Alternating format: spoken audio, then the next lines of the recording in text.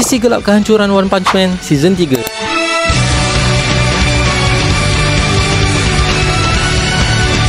One Punch Man ni dianggap raja segala anime action. Sejak tahun 2015, anime ni letak standard animasi paling tinggi sampaikan susah studio lain nak lawan. Tapi sekarang data tunjuk cerita yang sangat menyedihkan. Bayangkan rating penonton dekat Rotten Tomatoes untuk season 3 jatuh teruk sampai tinggal 5% je. Malah episod 6 catat sejarah hitam dengan rating serendah 2.7/10 dekat IMDb. Ini adalah rekod paling buruk untuk franchise gergasi macam One Punch Man ni. Tapi realitinya benda ni jadi bukan sebab animator tak pandai melukis. Punca sebenarnya ialah pengurusan studio yang pilih kasih. Studio JC Staff didakwa bagi prioriti dekat anime lain iaitu Danmachi Season 5. Sampaikan One Punch Man dianggap macam projek tak penting dan membuatkan staff production pun jadi tak cukup. Akibatnya, kualiti animasi jadi macam PowerPoint. Watak banyak kaku dan cuma digerakkan guna efek kamera je, bukan lukisan tangan. Pengarah One Punch Man Season 3 kena serang sampai tempat sepadam media sosial. Dan pelukis asal manga Yusuke Murata siap buat pengumuman yang dia tak terlibat langsung dengan Season 3 ni. Inilah akibatnya bila studio cuma kejar deadline dan abaikan kualiti. Legasi hebat 10 tahun pun boleh musnah sekelip mata. Bagi aku, korang tak payahlah berharap sangat dengan One Punch Man Season 3 ni. Buat sakit hati je tengok kualiti macam ni. Better korang layan Boboiboy yang terbaru. Animasi dia jauh lagi padu dan kita pun boleh support lokal. Korang rasa macam mana? Boboiboy lagi gempak tak dari OPM yang sekarang ni? Cuba komen. Itulah.